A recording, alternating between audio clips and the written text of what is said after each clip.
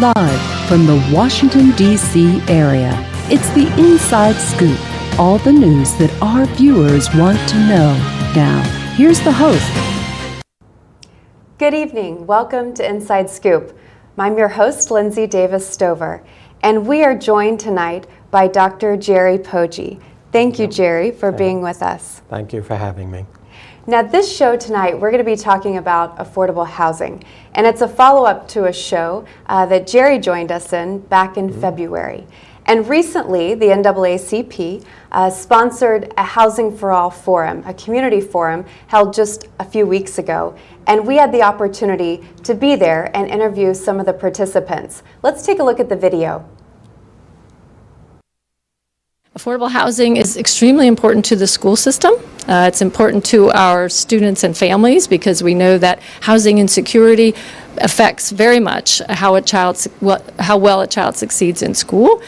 We know that housing mobility is a problem for many students in many of our schools. That's one reason why affordable housing is important to the school system. We also have 25,000 employees, most of whom make well below the median household income in Fairfax County, so it is very hard for them to live where they work, and that affects our ability to attract and retain the best teachers and the best employees. So affordable housing is very important to us for that reason. And then finally, where we put affordable housing matters, because the last thing we want is a county where we have large pockets of people living in poverty and large pockets of people living in wealth, because that creates a sort of a tale of two school systems. And it is so much better for kids and for schools if we can we can get a good demographic mix in every school.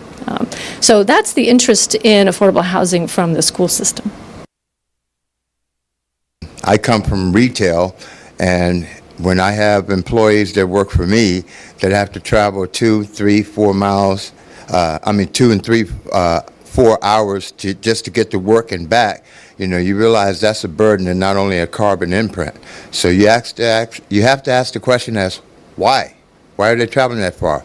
And ultimately, every single time, I can't find a place to live that I can afford. And basically, that's not good enough. Not for the second richest county in the entire USA. I think affordable housing is so important for everyone in Fairfax County. Our union members are committed to ensuring that everyone can lead a life with dignity. And that means living wages, that means affordable quality health care, and it means affordable housing. And we have a wonderful community here in Fairfax, but we also know we have a lot of work to do to make sure that every family can find a home where they can raise their children and feel secure here in our community. Worked their entire life in Fairfax County, and now it's retirement time, and they cannot afford to stay because of the amount of money that they receive monthly. So when they receive that money, it's not enough because they're making decisions as to whether they buy medicine or they pay rent. So it's either I not buy my medicine, I'm going to get sick, I not pay my rent, I get evicted. So something has to give. So I'm one of those people who help in the transition of people finding affordable homes, and that means taking them outside of the county. And it's so disheartening that you cannot retire where you have lived your entire life. Well, thank you, Jerry, again for being with us tonight. The videos that we were able to get and will continue to show throughout the show tonight are so telling of how important this issue is to Fairfax County. We recently, from the video, heard from SEIU, a school board member. Can you talk a little bit about the Housing Forum? Who participated in the event? So it was a terrific opportunity since we last talked about affordable housing to have held a meeting that drew over 300 people. It had over 30 different co-sponsors telling us that this is a real central issue to the future of our county. People of all economic means have a stake in greater affordability of housing to keep ourselves a cohesive, well-developed, and diversified community. And we held that meeting at First Baptist Church of Vienna a 150-year-old Black Baptist church right in the center of my town.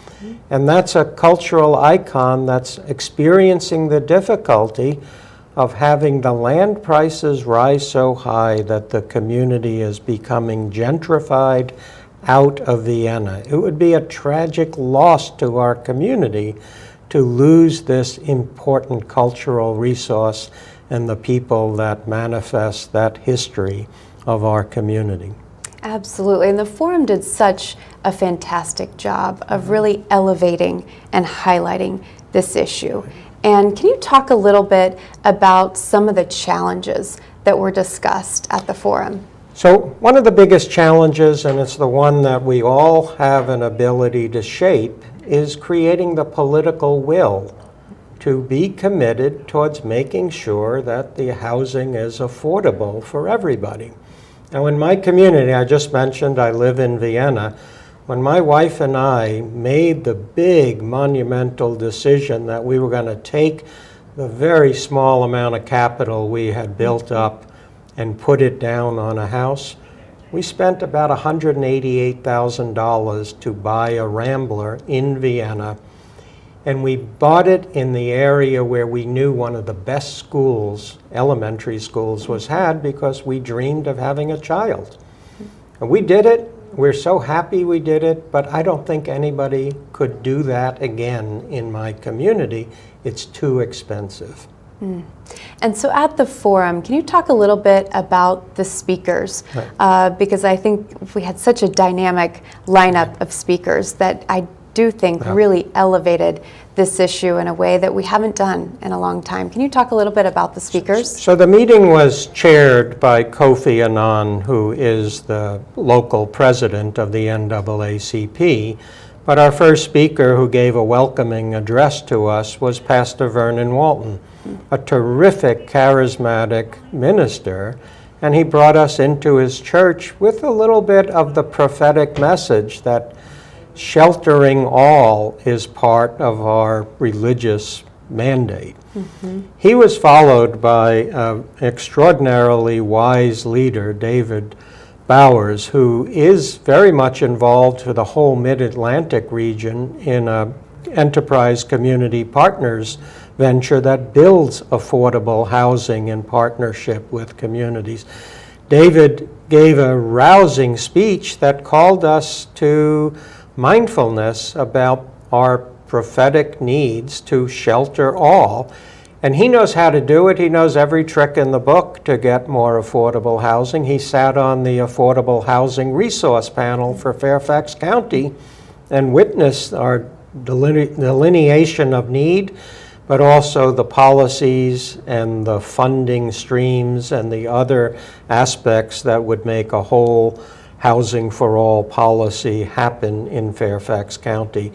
And then our great local congressman, Jerry Connolly, who was instrumental in developing a blueprint for workforce housing and for instituting the 10-year plan to end and prevent homelessness. He spoke from the federal perspective and castigated the current administration for not upholding the federal portion of the bargain that we need if we're going to have a whole community develop in Northern Virginia where everybody of all economic means can live.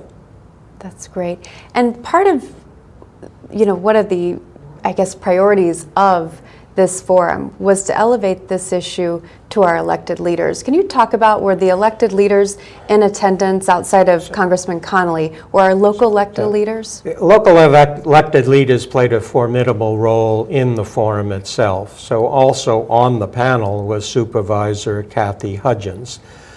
Kathy is the supervisor of the Hunter Mill District, but on the boards of supervisors, she's the chair of the committee that oversees the housing portfolio for the county. And she also attracted Jeff McKay, another member of the boards of supervisors. There were the chair of the school board, Karen Corbett Sanders, was there. And because 2019 is such a pivotal year for elections in the state of Virginia, We had members of the House of Delegates. We had many people aspiring to the school board and to the boards of supervisors be present at this meeting to hear what people had to say.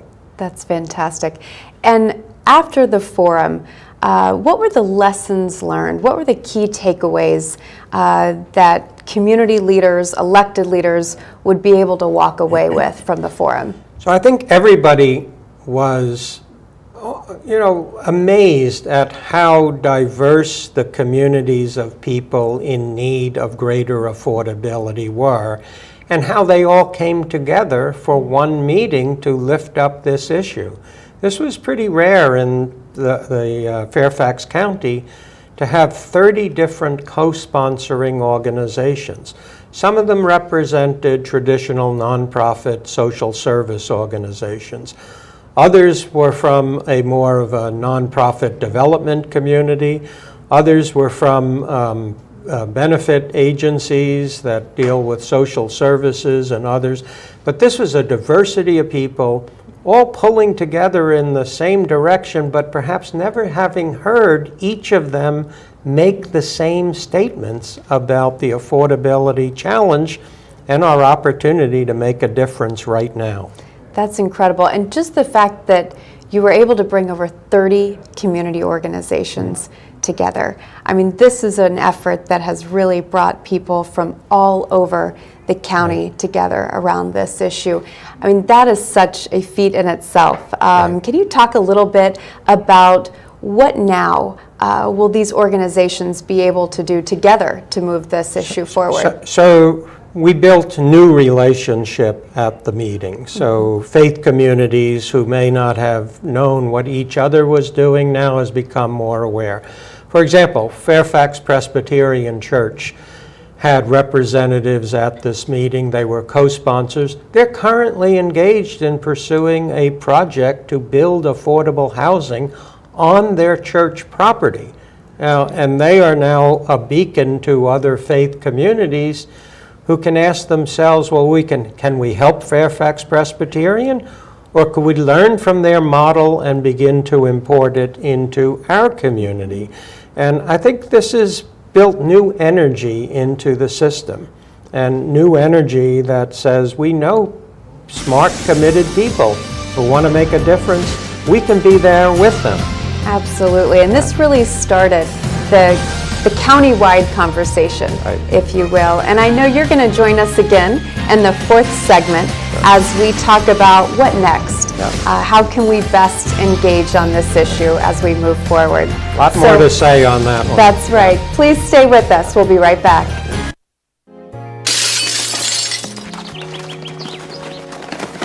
Nice going, Spencer! I can't believe we broke Old Man Hennessy's window. Correction, dude. You broke. I just threw the ball. This is really bad. What are we gonna do? We? Go to the door, ask for the ball back. Are you serious? It's my ball, Myrtleback. You're so dead. I'd run away. Yeah, to Uruguay. Kiss your life goodbye. Sorry. Let's go. See ya. Remember me and your well. Nice one. Some friends you are.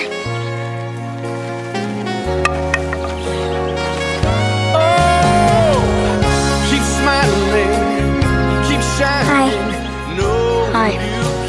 Tell him it was an accident. And we can fix the window. Come on. I'll come with you. Loyalty. Pass it on. You go first. A message from the Foundation for a Better Life. One day these rats were playing in the woods. One in some matches and that's no good. Listen to smoke before you give it a try. Only you. Don't play with matches. Don't play with fire. Cause there's nothing very funny about fire. Nothing very nice on a homeless mind. So if a gorgeous force is what you desire, don't play with matches. Don't play with fire. Yeah. Only you can prevent wildfires. Fire.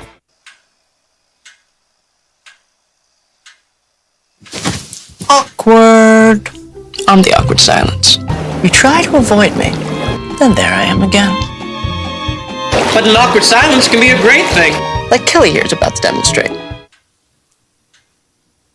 You haven't really been yourself lately. Are you okay? Find out how you can help a friend with their mental health at seizetheawkward.org. We're back to the Inside Scoop. Here again, your host. Welcome back to Inside Scoop. I'm your host, Lindsey Davis Stover, and I'm thrilled to be joined tonight with Ken McMillon and Elethia, who are both housing activists, and both at the community forum that we had, Housing for All Forum, just a few weeks ago. Thank you both for joining us today. Thank you all for having us.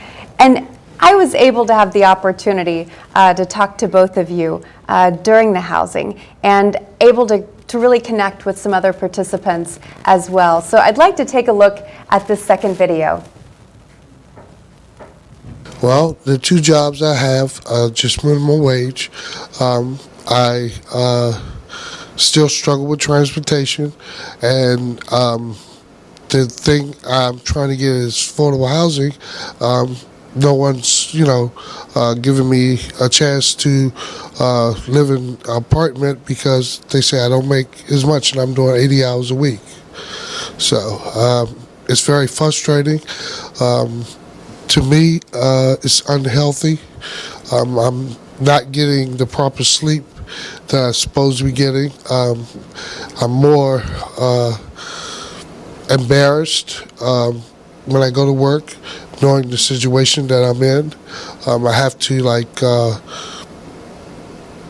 hide the fact that I'm homeless.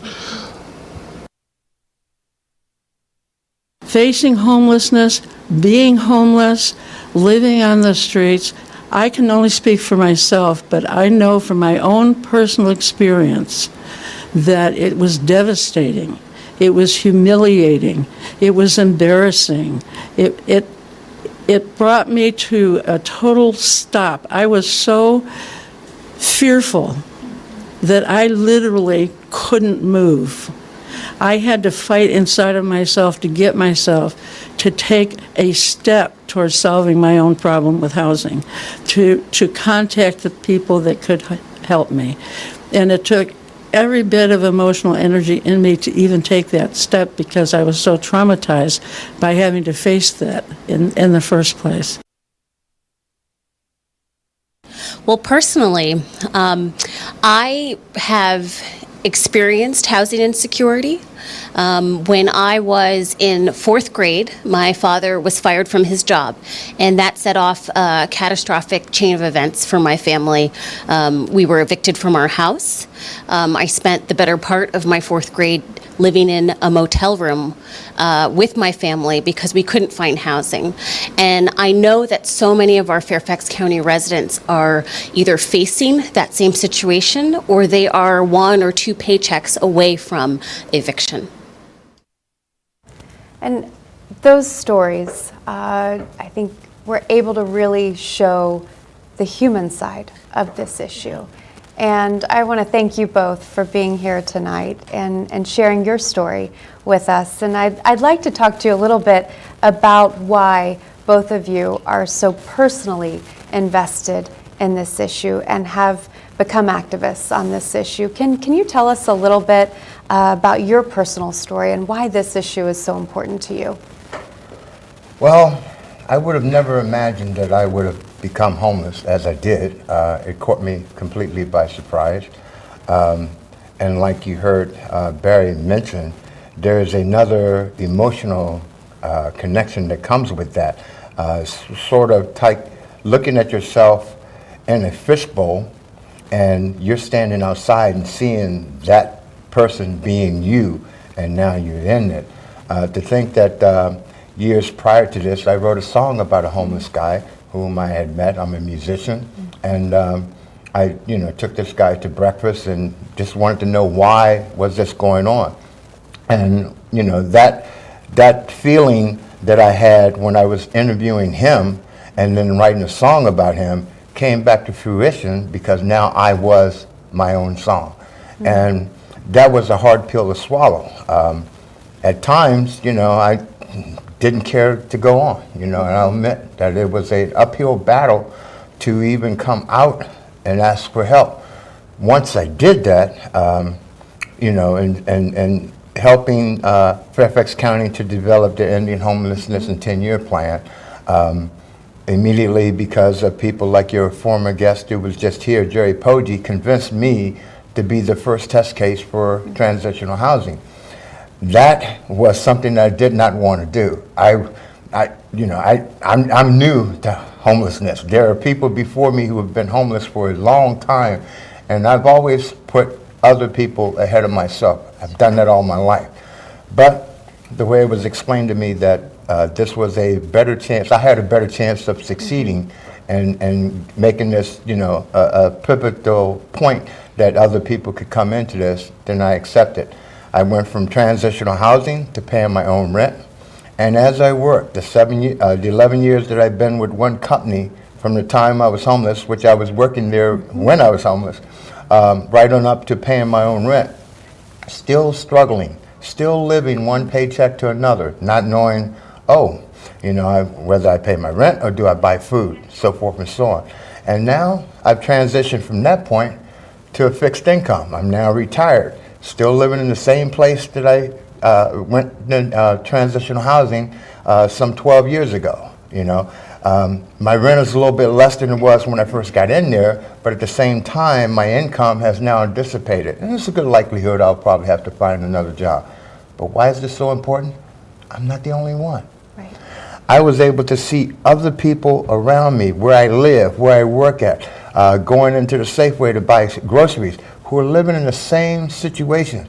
And I'm thinking to myself, Ken, you've done all this research. You know what it's like.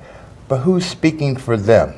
So I'm no longer speaking for myself. I'm speaking for all the children, all the parents of those children, all the people who are just struggling to try and make it because they need a better chance to have the same things that I've had, that I've enjoyed all my life.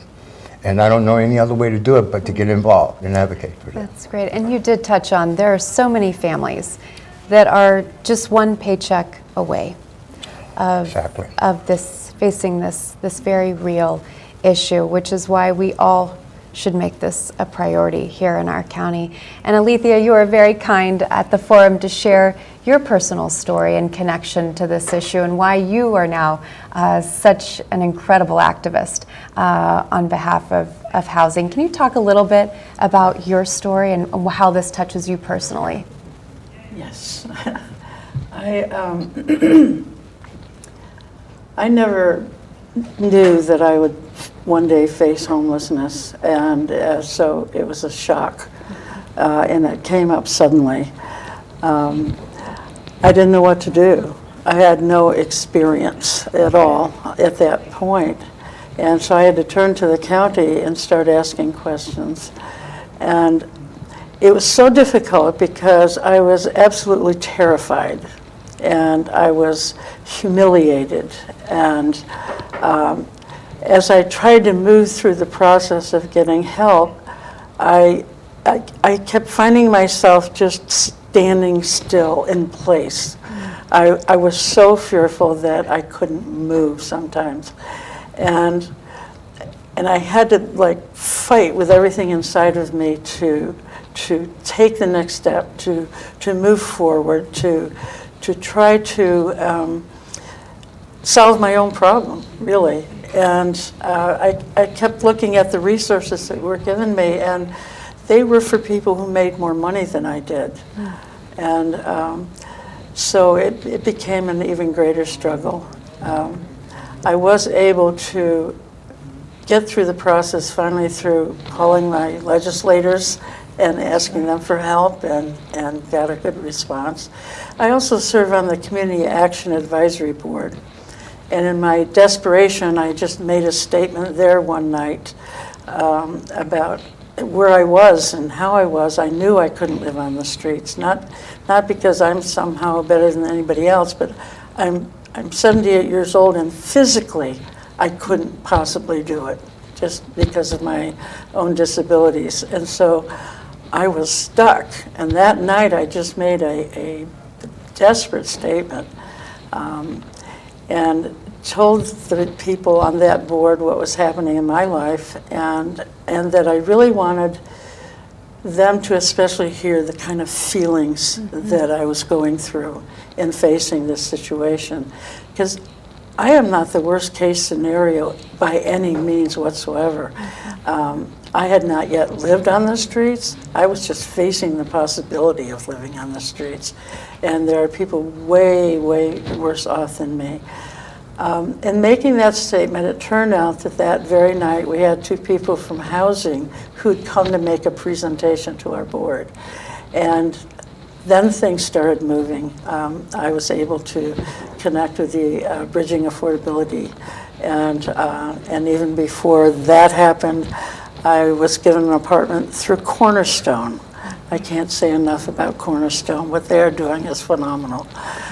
So I have an apartment, and it took about a year for me to get over the trauma that I had faced. And again, there are people going through, my issue was housing. Some people have a housing issue, money issue, children issues, and so forth, and I don't know how they do it because I could barely get through this. And but after about a year, then my apartment started feeling like home. And now I live such a joyful life. I want everyone to have that experience. I want everyone to have a roof over their head. My own experience is, I just don't want anybody to go through that. I don't want people to feel what I felt. I don't want children living on the streets. I don't want children going to school hungry. We have the resource to do this. We are the second richest county in the nation. Right. And we live next door to the #1 county in the nation. That's right. Somehow we ought to be able to handle this. And I think one of the things that I have realized through the process is that I didn't get to this point by myself. No one living on the streets got there by themselves. We have some isms to take care of in this country. It is sexism and racism and classism. All the isms have created poverty, have created homelessness, and we need to start doing something about it. And I get frustrated when I think, when I go to one more thing where we're talking about it. I want to go to something where we're doing it.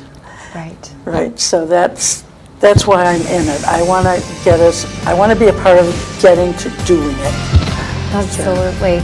And I know the two of you are going to stay and join us for the next segment as well, so we can continue to talk about this important issue and really show the human side of this issue and ways in which people can receive the assistance. So please stay with us. We'll be right back.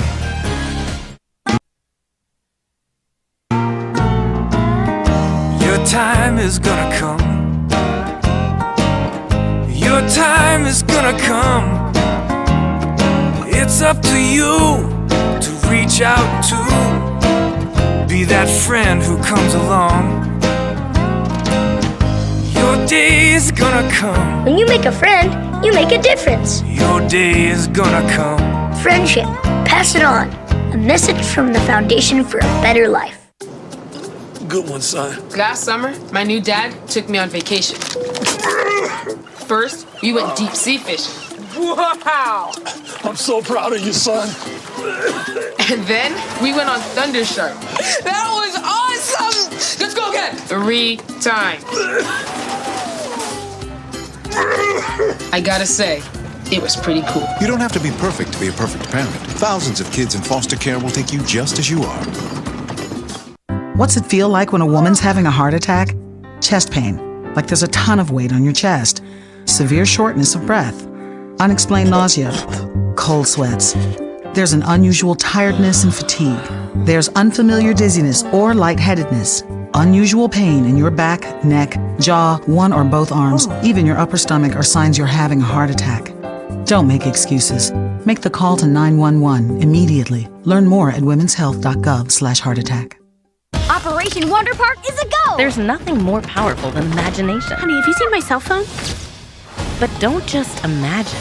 My park came to life? Ooh, a plot twist. Use STEM to build, create, She did it. and change the world. Who's with me? I'm more of a 2 feet on the ground kind of guy. It's gonna hurt tomorrow. If she can STEM, so can you. Find out more at She Can STEM. We're back to the Inside Scoop. Here again, your host. Welcome back to Inside Scoop. I'm your host, Lindsey Davis Stover, and again we have joining us Ken McMillon and Elethia, who are both housing activists. Thank you again for being with us tonight, and we just recently talked about your personal connection. And I know both of you were at the Housing Forum several weeks ago. Elethia, can you talk a little bit about some of the challenges that you heard that were expressed by many other participants in the forum? I would say the first person that I was struck by was Joanne, who herself is currently homeless. And she helped me to understand some things about homelessness that I wasn't totally aware of. One of them is that there are many more homeless people than meets the eye. That there are people living in relatives' family rooms or living in their master bedrooms and are completely, their life is completely controlled by that living circumstance. If they, like, I was in a living situation where the people decided to repurpose the space I was living in. Another time where I was living, they decided to sell the house. And so there are problems that I didn't even realize when I was doing that I was a part of what is the larger definition of homelessness. So I didn't recognize myself as homeless in that sense because I had a roof over my head. Homelessness to me was you live on the streets or you have to spend a night in a shelter and stuff like that. So I think there are many senior citizens, for instance, who are in the kind of situations that I've been in, living in somebody else's house, and when they change their mind about things and it affects your life. So that is one definite thing, and that's a very hidden population. I'm especially concerned about the senior citizens. That's right. So. Can you talk a little bit about some of the challenges that you heard about that may have struck you? And also, you had mentioned earlier, so many people experience this issue and are working 40 plus hours. Can you talk a little bit about how this issue affects so many people in our community? Unfortunately, in Fairfax County, as well as other municipalities across the country, we have a select group of people who are rising above and in being able to afford a house. They can actually go out, they've bought into it. They either buy a condo, you buy a townhouse, or you buy a home, a single family home. That part of the narrative is now missing almost entirely. Think of my parents and others, and probably you too. You grew up in a household where your parents either was just buying a house or actually owned a house, and you grew up into that. You went off to school, you graduated, you came back home for a little while you found employment, and then your parents became empty nesters. That part, almost non-existent now. Children are going off to college, they're coming out, they can't find a place. There used to be a time where children who got out of college, they would hook up with some of their friends who were in college, and they would go and rent a house or a 3-bedroom apartment and coexist together. There isn't anything affordable now. When you come out of school, you can't even find, the average median rent for Fairfax County is put at about $1,800 a month for a single room, okay? And then I just read a report where it is as high as $2,800 for a 3-bedroom apartment and stuff like that. But if your wages don't increase to the point where you can actually afford that, you have the narrative of choosing between medical, food, transportation, or housing, okay?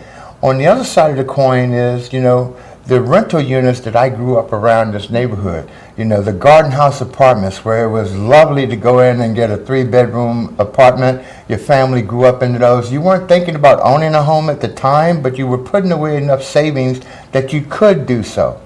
Then the housing market crashed. Okay, the recession set in. We had lenders who were, oh yeah, we can put you in a home. They weren't even thinking about the fact that, yeah, you could afford the first house payment, but after that, you weren't going to be able to do so. And so what happened? You foreclosed. Now you in millions of dollars, and that may be an exorbitant amount, but that's the way I see it, in debt that you can't even begin to breathe and think about ownership again. That's gone, you know. Kids are not even moving out the house now. They're staying there, you know. I've seen instances where we had some Fairfax County employees that I talk to. I do this survey all the time. I go out and I don't just look at my situation. I have to feel the pulse of what's going on in my community because, like Elethia, I'm on that same board. That's right. So I have to be an activist and involved in my community. So I just can't take and believe my own perception of what I see as the truism. I have to go out and check to make sure. So when I hear a government employee who's working for Fairfax County, living in my building, okay, and he says, I can't find any place to live. And I said, you work at the government center? He said, yeah, I work in the mailroom, blah, blah, blah. Won't mention his name. But if he's having a hard time to live or to find livable livable places to live, what do you think he's going to do? If he has a car, he's going to move to where the rent he can afford. He can afford, absolutely. Think of the carbon imprint that he's putting on society by traveling backward and forward to that place where he should be able to work close to where he lives. Right. Or live as close to where he works. So those narratives are gone. We have school teachers, we have children. Most of the time children don't, people with children don't go into don't go into homelessness. They go into transitional housing or something like that. But it's still a point that we still have that situation. We should not have that situation. Right. Right. We have 31,000 units short in a survey we did in 2016. Okay, the county has decided that we're going to supply 5,000 units over 10 years. What's going on with that? Right. If we're 31,000 short and we're only going to supply 5,000 in 10 years, then we're always going to be behind the 8 ball and we're never going to catch up. That's right. And on that point, we actually have a call from Springfield. Jake from Springfield wants to know, what can people do to get involved in this issue? And I know these conversations started at the forum, but what can Fairfax County residents do to really make sure this issue is a priority? I say, when we put people in office, who does that? We do, okay? So if they're not fitting the needs of the community in a whole, in an equitable way, okay, then we should speak up and say something. Don't be afraid to call on your legislators, your magisterial districts and stuff like that, and have those conversations. If they don't want to listen to you, write the letters. If you have to, go sit in their office until they do. You have to be, involved in this. If we want to change the dynamic, help everybody rise up, because I can assure you there are enough statistics to show that when everybody lives equitably, we all rise together. Right. And that is the end of what we want to deal with moving forward. If we can't all rise together, we're separated forever. And if we're separated forever, nobody is doing good. And Elethia, we have a lot of people on the ballot this cycle. Yes, we do. And to speak back to Jake's question, can you talk a little bit about what people should look at in these candidates when they're going to the polls this summer and then on in November? I would ask some pretty direct questions. I want to know from my potential legislators specifically what they're going to do. Often politicians have some pretty pat answers for the pretty traditional issues. Sure. But I want more than pat answers. I want some detail. I want to get a sense of where their heart is. I want to know that this isn't just a priority in words, I want to know that they're coming from their heart. Then I know their words and their heart combined are going to get us some action. When we were at the housing meeting, everybody in the room was encouraged to show up for the budget hearings that are happening next week, I believe. That if we all show up in the room and even possibly hold signs, then maybe we can get the supervisors as a group decide that this is the top priority. I think it should be the top priority. And I actually thought it was because we read so many papers on the cab. I mean, sure. You wouldn't believe the amount of paperwork that comes to the cab, and it's about housing, and it's like, we have this plan, we have that plan, and they're all very good plans, very well planned out. And I guess I told myself that means this is a priority, but at that meeting, Supervisor Hudgens was saying that if we all show up, maybe we can get the supervisors to make it the top priority. So I was wrong. I already thought it was. It's not, and it needs to be. We can't keep having this problem. It's embarrassing. It's embarrassing to be in such a rich county and have people living on the streets who don't want to be living on the streets. Right. So I would pressure the legislatures and ask for specific answers. And recently, the Board of Supervisors published their proposed budget, and the hearings you're referring to are about that budget. Yes. In your opinion, I'd like to hear from both of you on this issue. Do you believe the Board of Supervisors' current budget prioritizes housing in the way that it should? Absolutely not. I'm sorry to say, but no. No. I don't think so, because I think if it had been a top priority, we wouldn't have homeless people. We wouldn't have hungry children going to school every day, and we wouldn't be depending on every kind of church and nonprofit to try to solve the problem. We have billions coming into this county. We have billions generated within the county. And I know we have infrastructure this and salaries that, and all of those are important. Mm-hmm. I want some of those issues to wait while we solve this one. Because these are human beings we're talking about. We're not talking about potholes. Right. You know, we're not talking about some of the other programs that they're all important. Mm-hmm. But so when you're talking about human beings, it has to be number one. That's right. It's not just an economic issue, it's a moral issue. That's right. Okay, it's a morale that we need to set aside and think about everybody else instead of ourselves all the time. And I want to ask this last question, just yes, will housing be a priority for you when you go to the polls?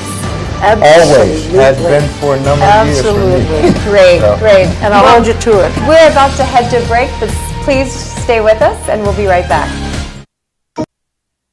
This is the story of a boy who is very sensitive to lights and sounds. So he built secret hiding places where nothing could get in. The boy didn't like looking people in the eye. It made him feel uncomfortable. One day, he found out he had something called autism. His family got him help. And slowly, he learned how to live with it better. Early intervention can make a lifetime of difference. Learn the signs at autismspeaks.org. What do you think you're doing, Kevin? Was just gonna drive home. There are several warning signs present that you shouldn't be driving. Like hearing voices? Like your text-to-emoji ratio? Oh man, the selfies. Selfies, nailed it. We all have warning signs that let us know that we're probably not okay to drive. Mine is pretending to be your subconscious. Craig, come on man, let's split a ride home. Being a dad is an adventure full of special moments. A cruise? Surprise! Unexpected moments. I got this. And even awkward moments. Okay, Dad, thank you. But every moment you spend with your kids, even the smallest moments, can make the biggest impact on your child's life. So take a moment to be a dad today. So, I'm kind of new here, but I've noticed a trend. My human does this funny thing where she goes around and gets all my toys, and then she hides them in that basket by the door.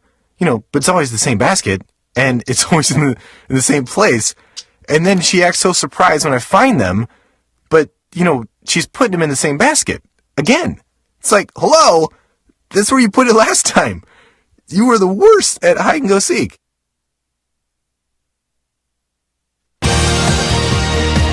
We're back to the Inside Scoop. Here again, your hosts. Welcome back to Inside Scoop. I'm your host, Lindsey Davis Stover, and I'm joined again with Dr. Jerry Poje, who serves on the Housing Committee of the Fairfax County NAACP. Jerry, thank you for staying with us tonight. Terrific show. I'm really looking forward to talking about what can we do next and what's happening that's going to change the dynamic. Absolutely. And we've had an opportunity to hear from people that we were able to interview at the Housing Forum and our guests here tonight. What are the next steps to ensure that housing, one, becomes a priority, and then two, stays a priority for our county? So the county has been recognizing since 2016 that this is a serious issue that needs a lot more attention. 3 years ago, they formed what was a new priority for the Affordable Housing Advisory Committee, which was to come up in association with the Department of Housing and Community Development, a new strategic plan for affordable housing for the county. The first phase of that work was completed last year, and just last month, the second phase was completed with a special affordable housing resource panel that came to the boards of supervisors and issued their recommendations. And ostensibly their recommendations occurred across 5 different areas. One was, how do we build the new housing that's coming towards us? 15,000 new units needed over the next 15 years. How do we cope with the affordability of existing units? 9,500 affordable units currently reside in our county, but they're under extraordinary pressure to transform into market rate housing. So if we allow 9,500 units to be transformed, we won't be able to keep up with the pace that we need to have it if we're going to make it affordable for all. The absolute need for our county is 46,000 affordable units because we're in a deficit right now of 31,000 units. So that panel that came forward with a recommendation asked the boards of supervisors to begin to plan for that future, and they're asking to make a commitment now for 5,000 units. So that's a start, but it certainly isn't the end of the road for the need. Sure, and we're already behind the curve on this issue. We're behind the curve, so we need to build new, we need to preserve old, and we need to get new land use policies and processes underway so we can accelerate both the preservation and the building process. And then once we have that, we also have to put challenges out there legislatively to Richmond because the state isn't doing its fair share. And we need to do community organizing. That means transforming us from a NIMBY community to a YIMBY community. Yes, in my backyard. We want increased density for the rail to Dulles corridor where you can build higher, and in building higher produce far more affordable units than you would by capping that height. That's what most urban environments are doing right now. Just last month, the city of Seattle, Washington made a commitment to build 27 up zones, meaning these are the places where you would build at a higher elevation, thereby conferring for you the power to build more affordable units, ensuring that people of all economies can live in the same community. That's fantastic. One of the things we talked about in the last segment was the supervisors, the Board of Supervisors here in Fairfax County have released the proposed budget. Right. And we'll be having some budget hearings coming up shortly. And I'd like to get your opinion on that budget. Do you believe that that budget accurately reflects the priority we should be placing on housing? My personal feeling is no. I mean, we wouldn't have a 31,000 deficit in affordable units, and we'd be anticipating far earlier than the absolute need to have them built, creating the 15,000 additional units that we need to build upon. That Affordable Housing Resource Panel is asking the boards of supervisors for a very important commitment. They want the board to sign off on producing a new guidance for the county executive that says when you bring the budget proposal forward next year, embed within it an additional penny's worth of real estate value that by itself would generate $24.4 million. Now, do I believe that's sufficient? No, I don't. We've had a full penny set aside. Penny fund, right? A penny fund, yes, that was established when Jerry Connolly was the chair of the Board of Supervisors.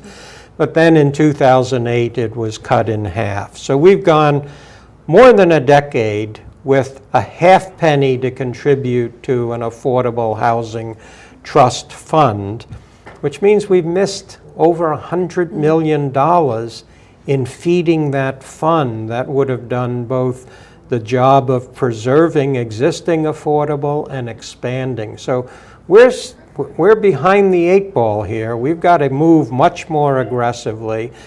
And to get to this year's budget, those hearings are coming up the 9th, the 10th, and the 11th of April. Right.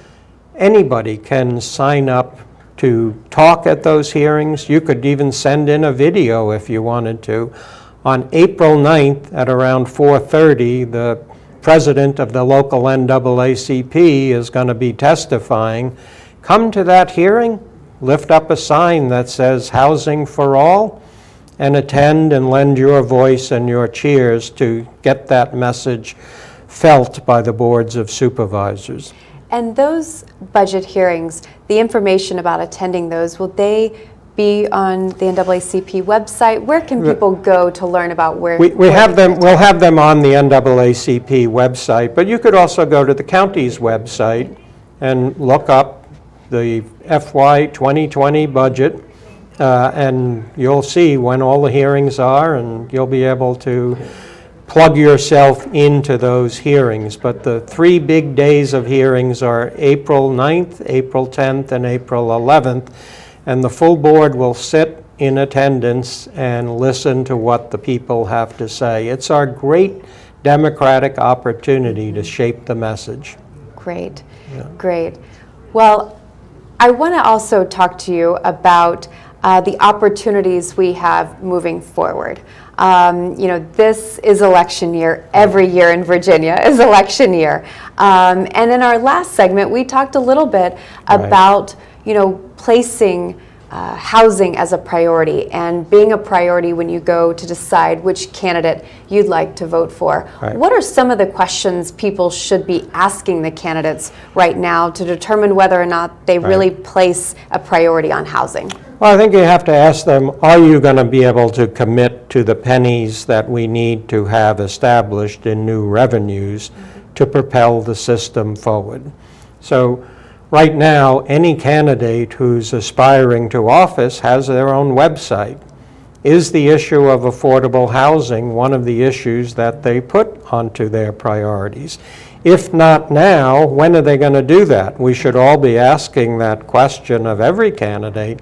Where do you see affordability of housing in the future in your possible role as a member of the Board of Supervisors or the school board? You heard from Pat Hines a little earlier in this show about how important housing is as an affordable unit to both the workforce in the school system as well as to the children being educated in the school system. So every elected official, and 2019 is the most important election year we've seen in quite a while. We'll be not only electing the full Board of Supervisors, we'll be electing the full school board, And we'll be electing every delegate to the House of Delegates in Richmond and every senator to the state Senate in Richmond.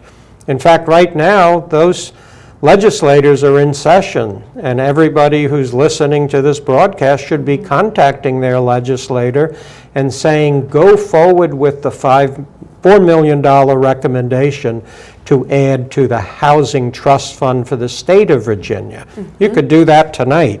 Just write off to your elected official and say, support the governor's proposal to add $4 million to the Housing Trust Fund.